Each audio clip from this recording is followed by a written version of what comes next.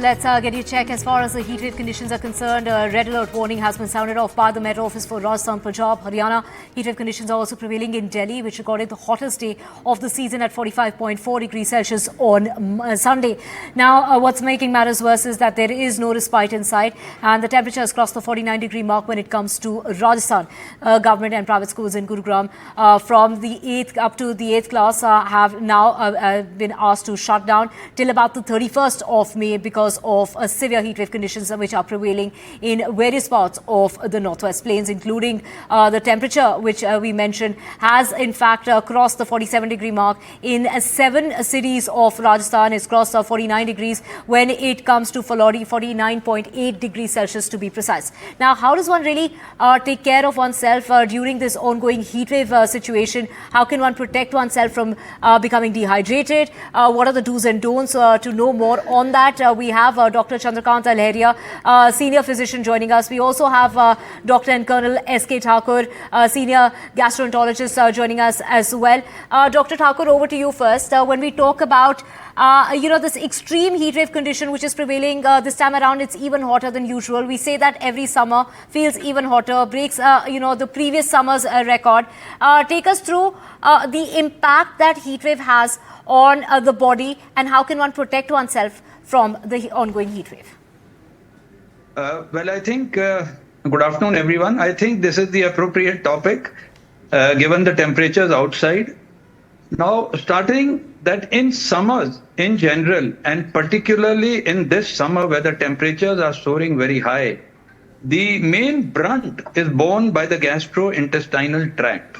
And the gastrointestinal tract can either present with minor symptoms or develop clinical illness. So for this, it is very, very clear that we should be aware of what are the risk factors, what we can do to help ourselves. So the most important precaution that one needs to take is that since most of the gastrointestinal ailments in this heat are foodborne, and when I mean foodborne means go through the oral cavity, that is the food, water, milk-borne. So we've got to be very, very careful in what we consume. And what we consume is very important because how we store the food. Storage of the food in this weather is the main problem and the main risk factor. So doctor, according to you, how long can we keep, food packed in our boxes? Everyone who's working, or even children who are out, they have their food boxes with them. How long and how safe is it to consume that food, say, after a few hours? Yeah, so I think the type of clinical cases I have been seeing in the last 3 weeks are particularly those people who are working, where the food is cooked at 6:30 to 7 a.m. The person goes to work with his tiffin, maybe in a car, but most of the times in a bus, in a metro, or in non-AC conditions, the food is stored for a long time. And then due to your schedule, you eat it after 8-9 hours also. So your question, how safe? I would say ideally the food should be freshly cooked and consumed, but this is a theoretical advice. The practical thing is within 4 to 6 hours, you should consume the food that has been cooked. And also it depends on the type of food. For example, if you're carrying, and I hope not in this heat, non-vegetarian food or milk and milk products, please be sure that these are the high-risk foods which will bother you. So therefore, foods which are deprived of these can be stored for 4-6 hours and should be consumed as soon as possible, as practical as possible in your busy schedule. Right. Dr. Leheria, take us through the symptoms of a heat stroke. I mean, just at the very onset, if one can catch those symptoms, and what is it that one can do instantly in order to undo the damage? So heat stroke can come in a different form, and it's not always the severe heat stroke. The person might have a headache, dizziness, fainting type of symptoms could be there, but person might feel low BP, etc. So symptom may vary from one individual to another individual. That's one. Second is heat stroke is, or heat stress, if we can say, is usually due to dehydration first. And then if there are gastrointestinal symptoms, that will appear in different form due to infection and other aspects. In this backdrop, it's important to understand that the most common cause of heat stress is dehydration. And of course, for that, people need to drink water every 15 to 20 minutes. It's not that only when you are feeling thirsty, then only you drink water. What we need to remember that thirst is a very poor indicator of the body water requirement. In such kind of hot summer, everyone need to drink water every 15 to 20 minutes, and usually around 500 ml to 1 liter water, depending upon the context or setting there. That's one. Second, one should not go from a shaded area to an open space very quickly. So like going from an air-conditioned room to go to an area which is non-air conditioned, and then you go to the external environment. Then keep yourself covered. One should never go barefoot or bare feet. Alongside, we also need to remember this thing. One of the cause of heat stress or in this such kind of hot summer is that excessive drinking of tea or coffee, which are called diuretics. Even the energy drinks which contain caffeine can cause heat stress. So this will be depending upon what kind of condition and what has caused that heat stress. If person is dehydrated, then I would repeat, the person would have a fainting, dizziness. And doctor, this would include the cooler versions as well. When we talk about iced tea or we talk about cold coffee, that is included as well.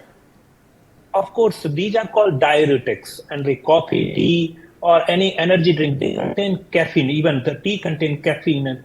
So all of those drinks result in loss of water from the body. That's one. Second, energy drink often have a sugar. They are called energy drink, but they have excess sugar, and sugar is also a big diuretic. So you will have two disadvantages. One, because of sugar content, you will lose a lot of water from the body, but also you will gain weight unnecessarily that require additional water. So anything which is caffeine containing should be avoided. Not like routine tea, coffee can be taken, but excess energy drinks should be avoided, and cold coffee are also included. Right, doctor, you touched upon air conditioning, not to go from the AC outdoors and indoors. Dr. Thakur, does excessive use of air conditioning have an impact on the body? Does that cause dehydration, or does that cause dryness? Does it have an impact during this heat wave? See, air conditioning is good so long as it is matched, the temperature is matched with humidity. Anything, whether it is dry heat or dry cold, is unfavorable for the body.